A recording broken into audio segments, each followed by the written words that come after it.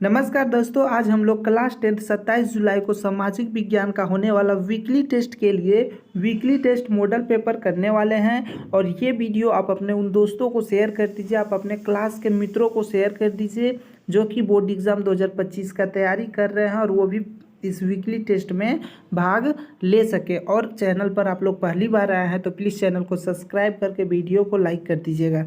चलिए अब हम लोग देखते हैं क्वेश्चन नंबर 1 से। तो यहाँ पे देख सकते हैं ऑब्जेक्टिव 10 ऑब्जेक्टिव क्वेश्चंस रहेंगे आपके वीकली टेस्ट में और प्रत्येक क्वेश्चन जो है 2 अंक के रहेंगे। ठीक है, तो पहला क्वेश्चन यहाँ पे आप लोग देख सकते हैं, महात्मा गांधी दक्षिण अफ्रीका से भारत कब लौटे। तो महात्मा गांधी जो है दक्षिण अफ्रीका से भारत कब लौटे थे, तो 1915 में। ठीक है, ऑप्शन नंबर सी इसका सही उत्तर हो जाएगा। उसके बाद अगला क्वेश्चन हम लोगों का 2 नंबर क्वेश्चन है, जलियांवाला बाग हत्याकांड किस वर्ष हुआ था। तो जलियांवाला बाग हत्याकांड जो है वो 1919 में हुआ था। तो ऑप्शन नंबर बी इसका सही उत्तर हो जाएगा। ये सब जो क्वेश्चंस है ये आपके बोर्ड एग्ज़ाम में भी पूछे जाएंगे। ठीक है, तो ये सब क्वेश्चंस आप लोग ज़रूर से ज़रूर कीजिए ताकि आप अच्छा मार्क्स ला सकें। अभी आपके पास समय है। ठीक है, उसके बाद क्वेश्चन नंबर 3 है, जिस देश की प्रति व्यक्ति आय अधिक होता है वह क्या कहलाता है।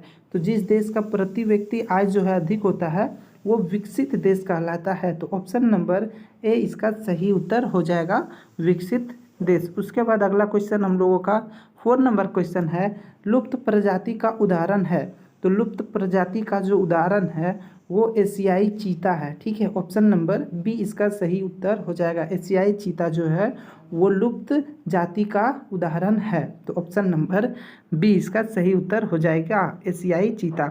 उसके बाद अगला क्वेश्चन हम लोगों का 5 नंबर है, चिपको आंदोलन का उद्देश्य क्या था। तो चिपको आंदोलन जो हुआ था उसका उद्देश्य क्या था, तो वन संरक्षण। ठीक है, चिपको आंदोलन का उद्देश्य था वन को यानी पेड़ पौधों को सुरक्षित रखना। ठीक है, उसके बाद अगला क्वेश्चन है हम लोगों का 6 नंबर क्वेश्चन, करो या मरो का नारा किसने दिया था। ठीक है, तो करो या मरो का जो नारा है वो महात्मा गांधी ने दिए थे। ठीक है, तो ऑप्शन नंबर बी इसका सही उत्तर हो जाएगा। ये एक्स्ट्रा में ऐड हो गया, इसे आप लोग मत लीजिएगा। ठीक है, करो या मरो का जो नारा है वो किसने दिए थे, महात्मा गांधी ने। ठीक, उसके बाद अगला क्वेश्चन हम लोगों का 7 नंबर क्वेश्चन है, निम्नलिखित में कौन ताज़ा पानी का स्रोत है। ताज़ा पानी यानी स्वच्छ पानी का जो स्रोत है यानी कि ताज़ा, तो भूजल जो होता है, पानी ज़मीन से जो पानी निकलता है वो ताज़ा पानी का स्रोत है। ऐसा नहीं कि जो हम लोग बोतल में पीते हैं वो सब नहीं। ठीक है, भूजल जो होता है वो ताज़ा पानी का स्रोत है। उसके बाद अगला क्वेश्चन हम लोगों का 8 नंबर क्वेश्चन है, इनमें राजस्थान की सबसे महत्वपूर्ण परियोजना कौन सी है। तो राजस्थान की सबसे महत्वपूर्ण परियोजना इंदिरा गांधी नहर परियोजना है। ठीक है, इंदिरा गांधी नहर परियोजना जो है वो राजस्थान का सबसे महत्वपूर्ण परियोजना है। तो ऑप्शन नंबर डी इसका सही उत्तर हो जाएगा। उसके बाद अगला क्वेश्चन हम लोगों का 9 नंबर क्वेश्चन है, भारत के लिए किस राज्य की प्रति व्यक्ति आय कम है। तो बिहार राज्य जो है, बिहार राज्य का प्रति व्यक्ति आय जो है वो कम है। तो ऑप्शन नंबर सी जो है इसका सही उत्तर हो जाएगा। उसके बाद अगला क्वेश्चन हम लोगों का 10 नंबर क्वेश्चन है, देश की उन्नति में महत्वपूर्ण योगदान होता है। तो देश की जो उन्नति के लिए आर्थिक क्रिया यानी कि आर्थिक विकास को ज़्यादा महत्वपूर्ण माना गया है। तो ऑप्शन नंबर बी जो है सही उत्तर हो जाएगा। किसी भी देश की उन्नति के लिए आर्थिक क्रिया को सबसे ऊपर रखा गया है, यानी कि आर्थिक विकास जब होगा तो उससे देश की उन्नति होती है। ठीक है, तो अभी ये 2 नंबर का क्वेश्चन हो गया। अब यहाँ पे आप लोग देख सकते हैं कि लघु उत्तरीय प्रश्न है जो कि 2 क्वेश्चंस रहेंगे और 2 अंक के रहेंगे। तो टोटल कितने नंबर के हो गए, 4 नंबर के। तो यहाँ पे आप लोग देख सकते हैं 2 अंक के 2 क्वेश्चंस है जो कि छोटे छोटे होंगे, आपको छोटे छोटे आंसर लिखने होंगे। उपभोग से क्या समझते हैं।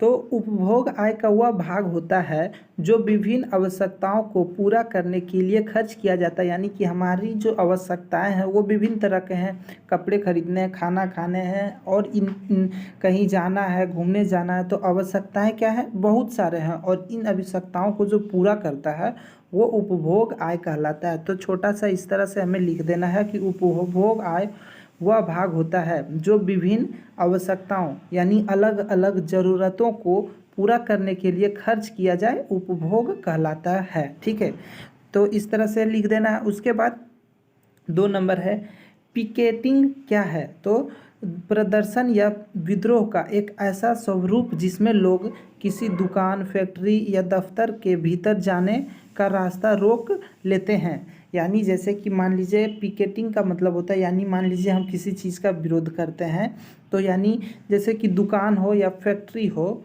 उसके रास्ते पर, जैसे मेन गेट है किसी भी फैक्ट्री का, वहाँ पे ढेर सारा रास्ता रोक लेते हैं, तो इसी सब चीज़ों को रास्ता रोक लेते हैं, उसे पिकेटिंग कहते हैं। ठीक है, प्रदर्शन या विरोध, ठीक है, एक ऐसा रूप है जिसमें कि लोग किसी दुकान, फैक्ट्री या दफ्तर के भीतर जाने का रास्ता रोक लेते हैं। ठीक है, तो इस तरह से आपको आंसर लिख देना है।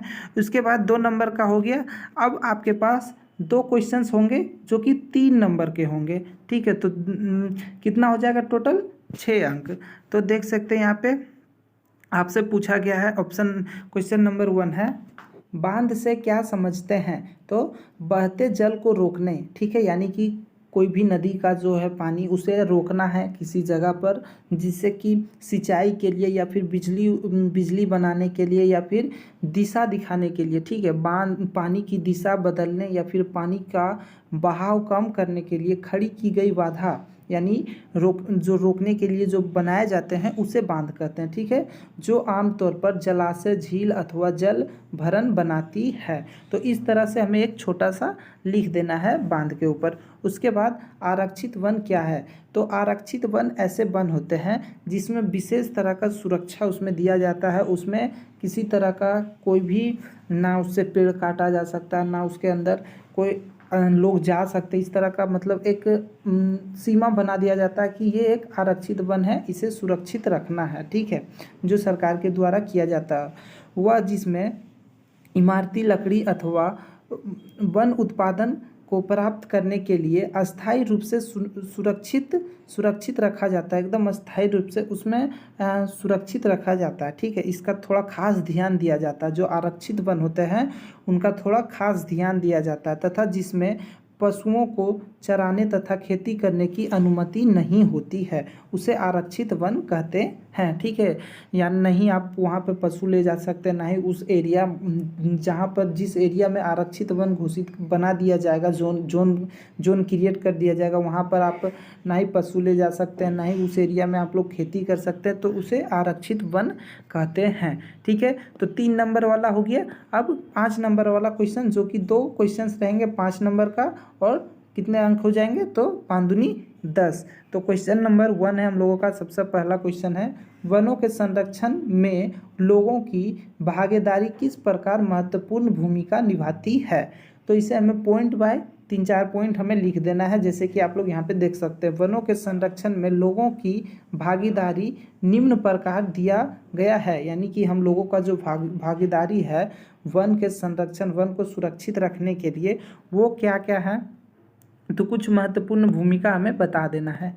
जैसे कि कई स्थानों पर लोगों ने वृक्ष काटने के विरुद्ध अपनी आवाज़ भी उठाई। यानी कि आप जहाँ भी रहते हैं, वृक्ष अगर कोई काटता है तो उसके विरुद्ध में आवाज़ उठाना। ठीक है, और वृक्ष काटने वाले का ऐसा कार्य करने से रोक लगाना, जो भी वृक्ष काटते हैं उन पर रोक लगाना। ठीक है, इस तरह से एक पॉइंट हो गया। उसके बाद दूसरा पॉइंट, यदि कभी वृक्ष काटने की आवश्यकता भी पड़ जाए, देखिए वृक्ष, पेड़ों से हम लोगों को बहुत ज़्यादा ज़रूरी पड़ता है, तो यह काम संयोजित ढंग से किया जाना चाहिए, यानी कि अच्छे तरीके से करना चाहिए। जैसे कि अगर सूखी लकड़ी है तो उससे, जो पेड़ सूख गया है उसको काटने, ज़्यादातर कोशिश किया जाए कि उसे काटा जाए।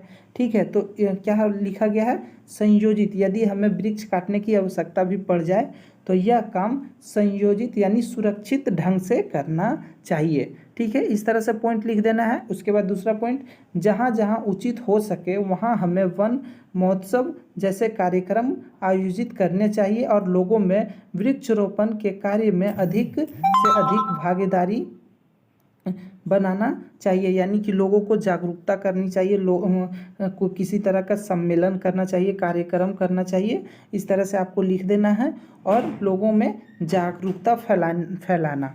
ठीक है, तो इस तरह से हमें पॉइंट लिख देना है।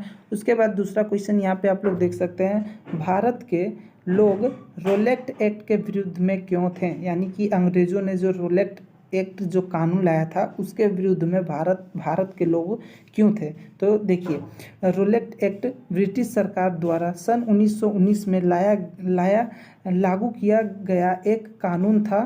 ठीक है, भारत के लोग द्वारा रोलेक्ट एक्ट के विरुद्ध करने के निम्न कारण थे।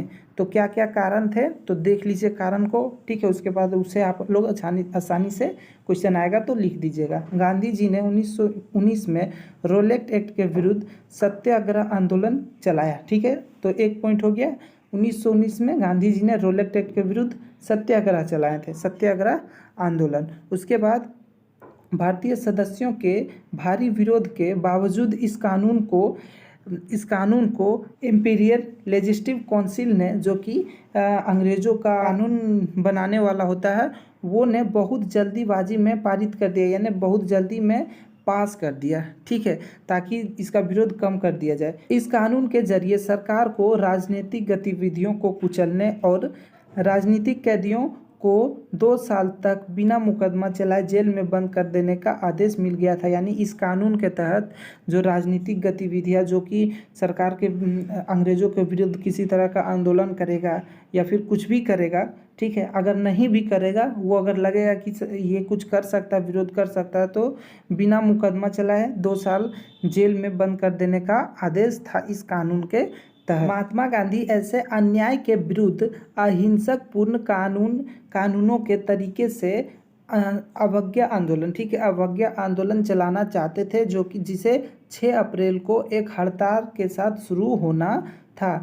तो इस तरह से पॉइंट को आप लोग थोड़ा देख लीजिए, अच्छा से याद कर लीजिए, समझ लीजिए, और आपके जो वीकली टेस्ट में आएंगे तो आप इसे अच्छा से लिख दीजिएगा। और ये सब क्वेश्चन जो है आपके बोर्ड एग्ज़ाम 2025 के लिए भी बहुत ही इम्पोर्टेंट क्वेश्चंस है। तो हम आपके लिए इसी तरह का वीडियो लाते रहेंगे। आप हमारे चैनल पे नए हैं तो चैनल को सब्सक्राइब करके, वीडियो को लाइक करके, वीडियो को आप लोग अपने दोस्तों में लोग शेयर कर दीजिए।